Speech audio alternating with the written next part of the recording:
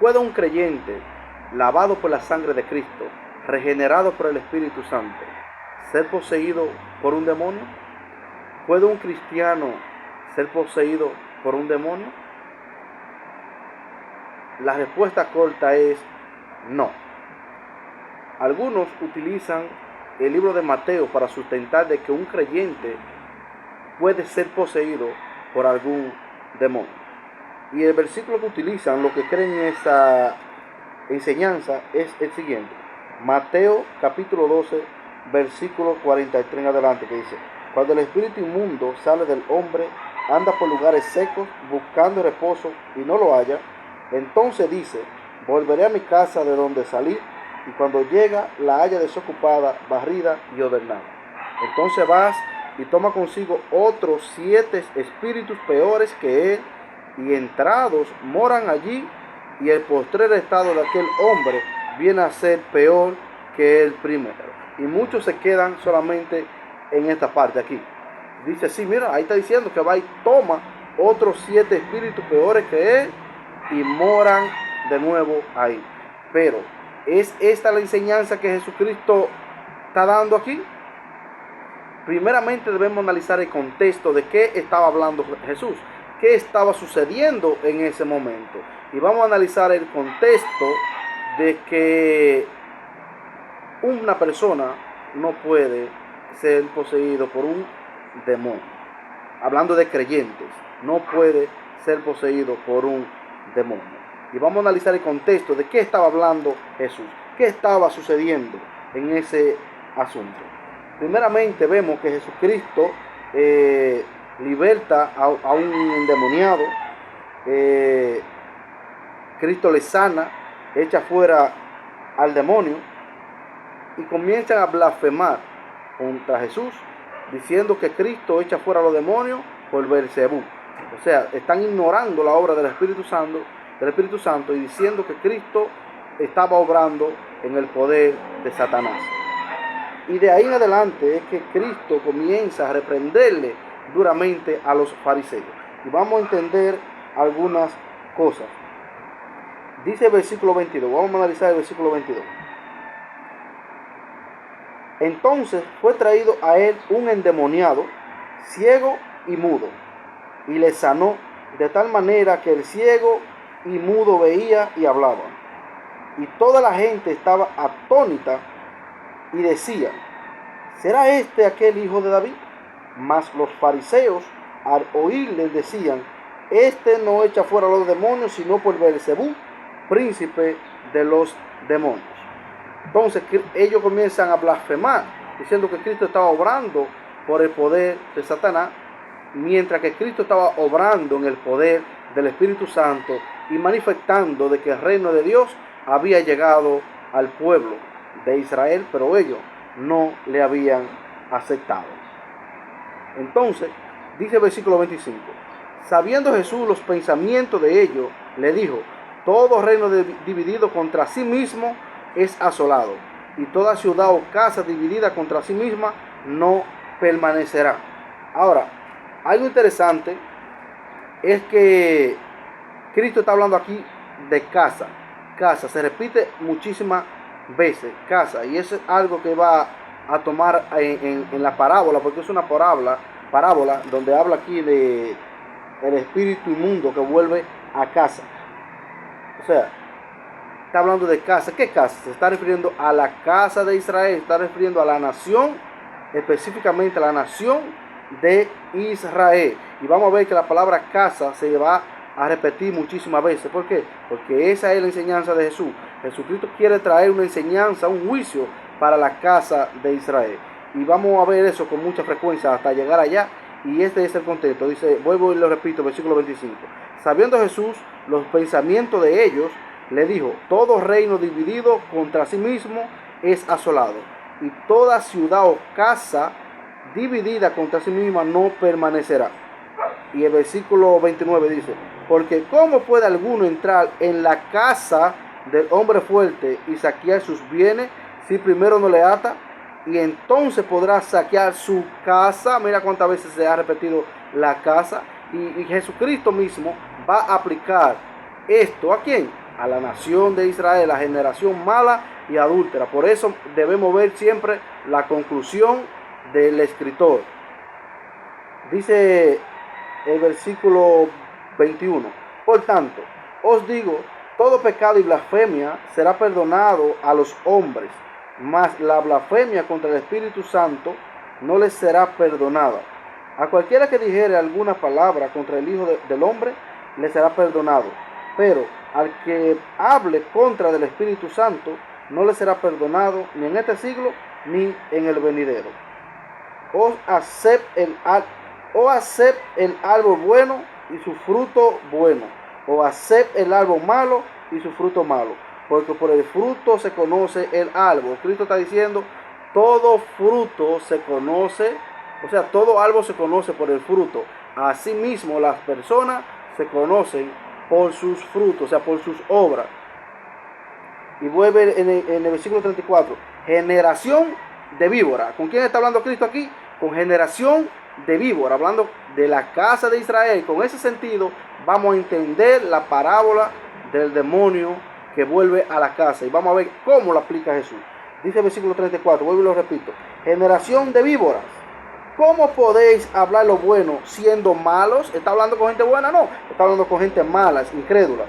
Porque de la abundancia del corazón habla la boca. Versículo 35.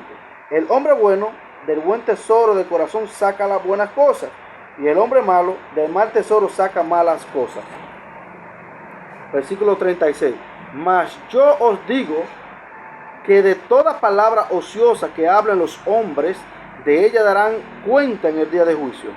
Porque por tus palabras serán justificados y por tus palabras serán condenados. Y versículo 38 dice, entonces respondieron algunos de los escribas y de los fariseos diciendo, Maestro, deseamos de ver de ti señal. ¿Pero qué estaba haciendo Jesucristo? Señal. Estaba sanando, estaba echando fuera demonios. Mas ellos dijeron, no, está echando fuera los demonios por Beelzebú, por el poder de Satanás. Entonces, viendo ellas esas grandes señales de que evidenciaban de que Cristo era el Mesías prometido, aún así ellos se niegan a reconocerlo como Mesías. Y vienen en el 38, le dice, entonces respondieron algunos de los escribas y de los fariseos diciendo, Maestro, deseamos ver de ti señal. Oh, pero Cristo había hecho señal y no le hicieron caso. Entonces, para tentarle solamente, ellos vienen y le dicen, queremos ver de ti señal. ¿Pero qué le responde Cristo? Él respondió y le dijo, la generación mala y adúltera demanda señal, pero señal no le será dada, sino la señal del profeta Jonás, hablándole de la muerte de Cristo y de la sepultura, de que iba a durar 3 días sepultado, porque iba a resucitar conforme a las escrituras. Mira esta palabra también, la generación mala y adúltera. También en el versículo 34 dijo, generación de víbora. Y en muchísimas cosas, en muchísimos versículos se está reprendiendo a esta nación perversa, a esta nación incrédula que no quiere aceptar a Cristo como su Mesías. Entonces, dice versículo 40, porque como estuvo Jonás en el vientre del gran pez 3 días y 3 noches, así estará el Hijo del Hombre en el corazón de la tierra 3 días y 3 noches. Los hombres de Nínive se levantarán en el juicio contra esta generación. Vuelve y se repite, contra esta generación, y la condenará. ¿Por qué? Porque ellos se arrepintieron a la predicación de Jonás, y he aquí más que Jonás en este lugar. La reina del sur se levantará en el juicio contra esta generación. Vuelve y repite, generación de víbora, generación mala y adúltera y casa. Es la palabra clave para entender esto que vamos a estar viendo aquí ahora cuando lleguemos ahora ahí. Dice, porque la reina del sur, o sea, la reina del sur se levantará en el juicio con esta generación y la condenará, porque ella vino de los fines de la tierra para oír la sabiduría de Salomón, y he aquí más que Salomón en este lugar. Y ahí entra en el contexto del espíritu. Cuando el espíritu inmundo sale del hombre, es una parábola que está dando aquí en este contexto. Cuando el espíritu del hombre sale del hombre, ¿por qué? Porque va a tomarle referencia de lo que sucedió literalmente cuando él libertó al muchacho Entonces va a tomar esa parte para él dar aquí una enseñanza espiritual para condenar una generación que no quiere aceptarle como su Mesías. Él la va a condenar. ¿Por qué? Porque no quieren arrepentirse. Y dice, cuando el espíritu inmundo sale del hombre, anda por lugares secos buscando reposo y no la halla. Entonces dice, volveré a mi casa. ¿A qué casa? Está hablando a la casa de Israel. Ya vimos por el contexto que se repite muchas veces la palabra casa, generación mala, generación de víbora, porque está hablando con un pueblo específico del pueblo de Israel. Entonces dice, volveré a mi casa de donde salí, y cuando llega la haya desocupada, barrida y adornada. ¿Por qué? Porque Cristo había limpiado la casa. Cristo había dicho, yo soy el Mesías, yo estoy echando fuera a los demonios, yo soy el Mesías prometido, y está limpiando la casa de Israel. Juan el Bautista dijo, el reino de los cielos se ha acercado. Y Cristo dijo también, arrepentido, porque el reino de los cielos se ha acercado. O sea, Cristo estaba limpiando la casa, había limpiado la casa de Israel. Y dice así, y cuando llega la haya desocupada, barrida y adornada, entonces va y toma consigo otros 7 espíritus peores que él, y entrado moran allí, y el postrer estado de aquel hombre viene a ser peor que el primero. Y el error es que muchos se quedan aquí y no vemos la conclusión de Jesucristo. Mira cómo Cristo va a concluir. Dice, y el postrer estado de aquel hombre viene a ser peor que el primero. Así también acontecerá a esta mala generación. Entonces, ¿a quién lo estaba aplicando Jesús? Jesucristo estaba dando un juicio contra la casa de Israel incrédula, por cuanto lo rechazaron, por cuanto habían blasfemado, por cuanto habían dicho, él está obrando por el poder de Satanás, por Beelzebú. Entonces Cristo dice, así acontecerá a esta mala generación. A eso lo está aplicando Jesucristo. No está diciendo que un creyente puede ser poseído por un demonio, no. Y Cristo mencionó muchísimas veces la palabra casa. En el versículo 25 dice, y toda ciudad o casa dividida contra sí mismo no permanecerá. En el versículo 29, porque cómo puede alguno entrar en la casa del hombre fuerte. Y también al final dice, y entonces podrá saquear su casa. También en el 34 dice, generación de víbora. En el 39 dice, generación mala y adúltera. Y también en el versículo 34 dice, volverá a mi casa. Y ahí que dice que así acontecerá también a esta mala generación. ¿Y cuál es esa mala generación que él venía describiendo desde el contexto, desde el inicio? Los fariseos, los saduceos y los escribas, por cuanto ellos eran incrédulos, no querían arrepentirse, no querían aceptar su Mesías. Y a eso es que Cristo está relacionando esta parte aquí. No está hablando literalmente de un hombre. Está tomando lo que sucedió con el muchacho que él libertó para dar una enseñanza de juicio a la nación de Israel. Ahora bien, debemos también ver el contexto final. Más adelante Cristo va a ser más específico, y mira cómo Cristo va a aplicar este juicio severo. Cristo vuelve y reafirma este juicio severo contra el pueblo de Israel. Vamos a ver un poquito adelante cómo Cristo reprende a estos judíos ya finalmente. Y aquí Cristo va a mencionar la casa nuevamente y va a ser más específico, que está hablando de la casa de Israel. En Mateo 23, versículo 37, aquí vemos ya el juicio ya como definitivo, ya que llenó la copa, para decirlo así, que llenó la copa para que Cristo lo tolerase. Mire el versículo 37 de Mateo 23.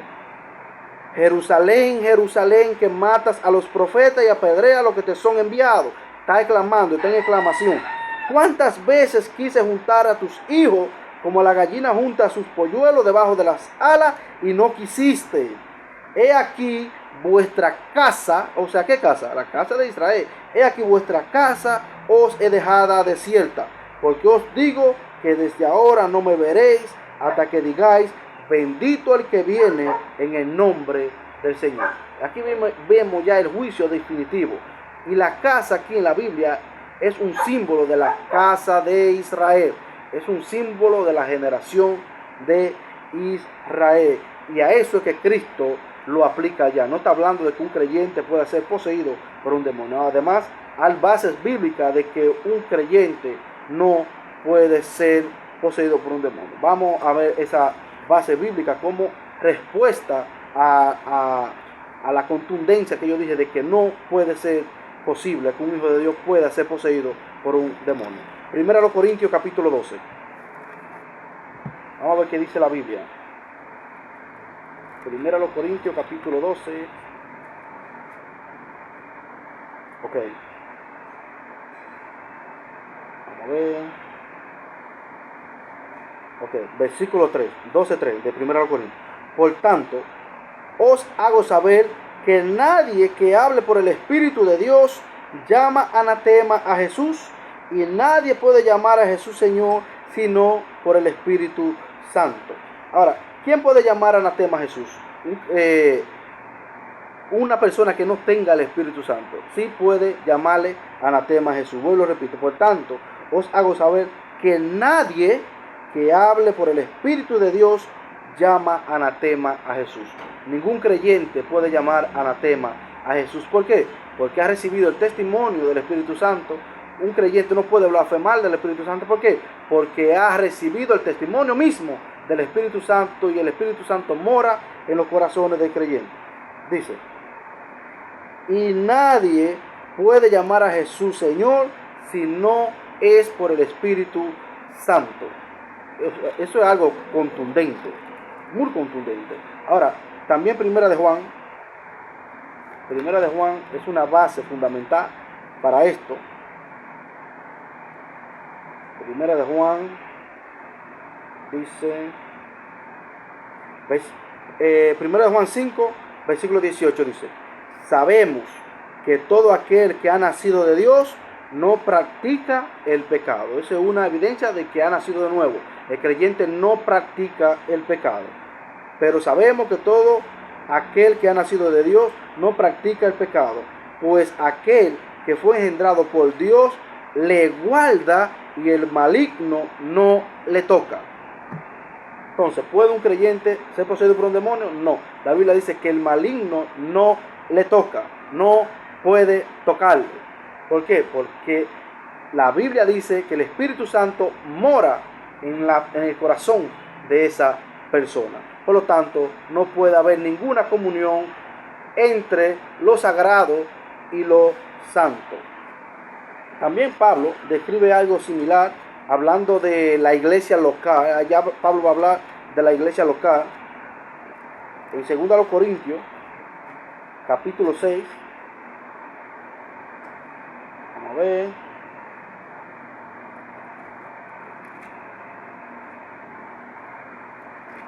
Segunda a los Corintios capítulo 6.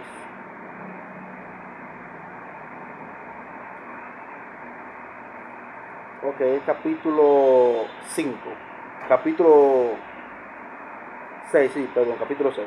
Dice Pablo, hablando allá, dice, no os unar en yugo desigual con los incrédulos, porque ¿qué compañerismo tiene la justicia con la injusticia?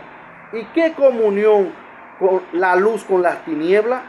¿Y qué concordia Cristo con Belial? ¿O qué parte el creyente con los incrédulos? ¿Y qué acuerdo hay entre el templo de Dios y los ídolos? Porque vosotros sois el templo de Dios viviente, como Dios dijo, habitaré y andaré entre ellos, y seré su Dios, y ellos serán mi pueblo. O sea, no puede tener ninguna comunión entre Satanás y Cristo. No puede haber esa concordia. O sea, un creyente no puede ser poseído por un demonio. Dios te bendiga grandemente y que sea de bendición para ti esta gran enseñanza. Dios te bendiga en el nombre de Jesús.